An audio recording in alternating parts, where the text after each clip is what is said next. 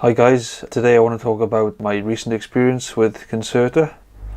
This week I haven't been taking my tablets because I've had a bit of a rough time with anxiety. Last week I was taking it every single day and it was just giving me pretty bad anxiety, both physically and mentally. I have this theory about Concerta in that if you take it every single day, I think that it can build up in your system and it can manifest in physical ways and it can manifest in psychological ways. Because I don't think it's a good idea to take it every single day, you see. But I was using it as a way to sort of access the best version of myself, and I think it's a bit of a destructive thing to do because it can send you down a spiral of addiction, or it can send you down sort of the wrong path, because you're basically just abusing the drug. You're using it to your advantage, or at least you think you're using it to your advantage, because you think that it's providing you with access to the best performance you can get. And you know, while it definitely does work and it definitely can really improve your life, I think there's this maximum point where if you go too high up, you eventually start to come right down. And I think it can definitely impact your life negatively if you're not careful. So my method's been with this Adhd XL, 36 milligrams. But I've been taking it in different dosages, believe it or not. It's not really orthodox, you shouldn't do this, and I don't recommend that you do it. But the only reason why I've done it is because I think, well, it shouldn't be very dangerous, because these tablets have got these little sort of marks in the center of them, and that tells me that they could possibly be snapped in half and taken half a dose, which is what I was doing.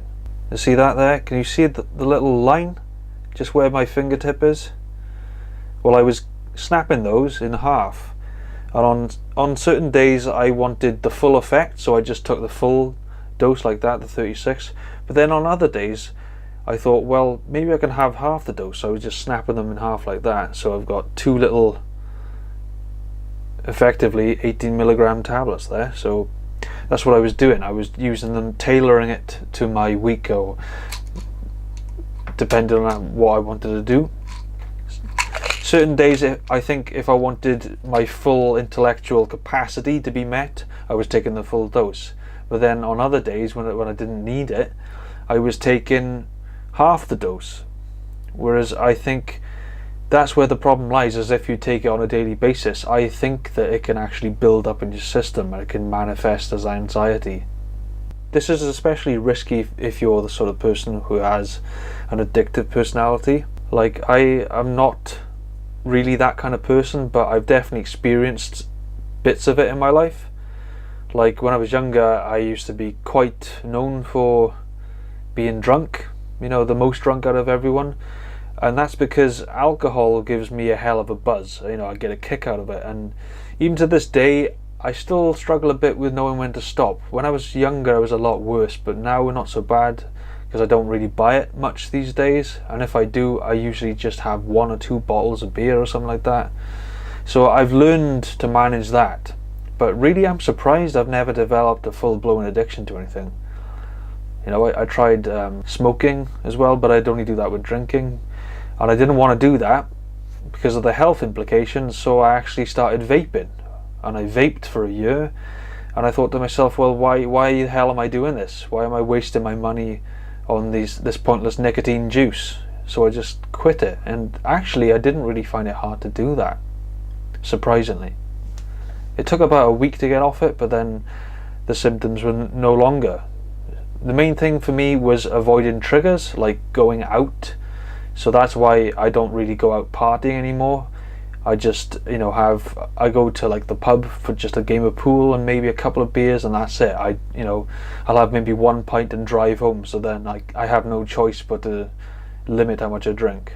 But I definitely had moments where I thought to myself in the past, maybe I'm an alcoholic, maybe I have a real issue that I need to go and sort out with a professional.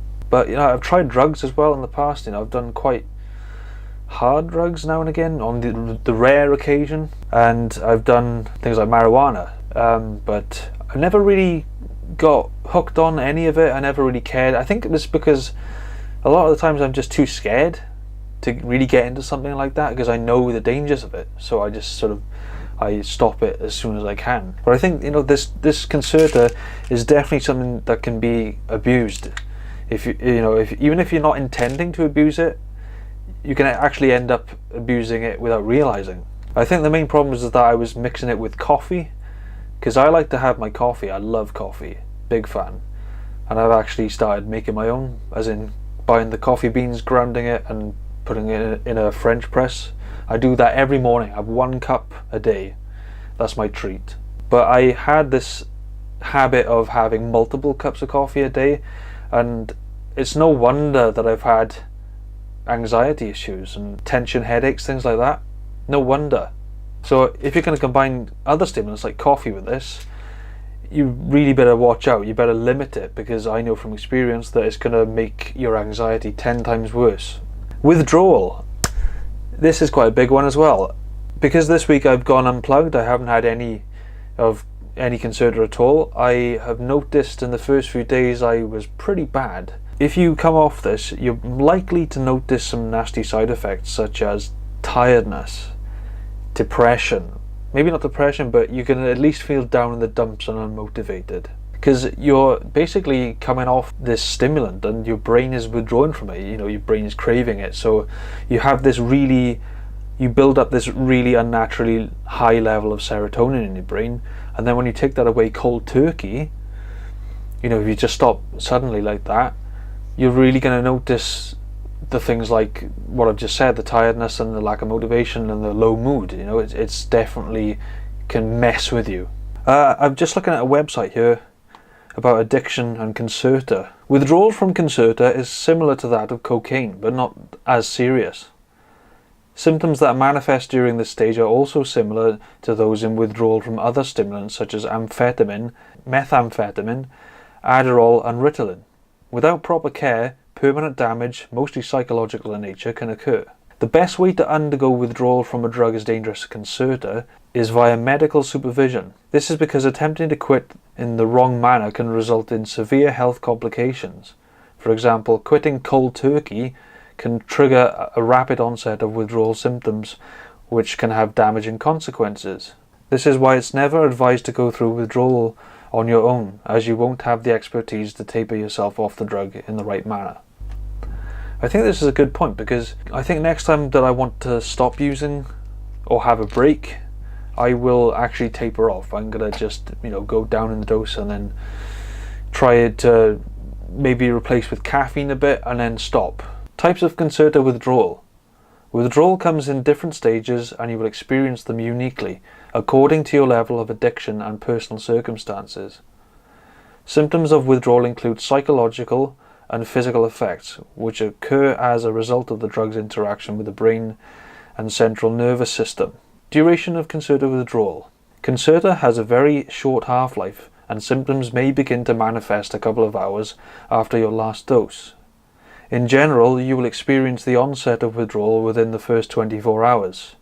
The length of withdrawal will depend on the amount of Concerta you consumed and the intervals between intake and how long you abuse the drug. Withdrawal may be prolonged if your Concerta dependence and tolerance are severe. You could also be faced with harsher withdrawal symptoms if you abused Concerta in combination with other harmful substances. So in other words, if you mix it with other things like coffee and you have too much of it, it's definitely going to mess with you. So don't be worried about this. As long as you're sensible and you go to your doctor and you get the recommended dose and you regularly update them about how it's affecting you, they'll give you things like blood tests. They'll test your heart rate to see if you have any history of any problems in your heart, any susceptibility to disease or things like heart disease, things like that. So don't let this video put you off. It can be very, very helpful if you do it correctly, if you're smart about it and you don't abuse it. And also, you don't need things like coffee and tea and all those other things, because this is great enough. So you don't want to become dependent on anything. You want to do it as and when you need. But I think if you're going to do it every day, you need to have the dose that's right for you. But also, don't be afraid to go a day without it. You don't need to be on this 24/7. You know, it's not. I don't think it's good to be on a drug 24/7. So thanks for joining me, guys. I really appreciate it if you subscribed to my channel and give me a thumbs up on the video if you found it helpful. So I'll see you next time, guys. Bye bye.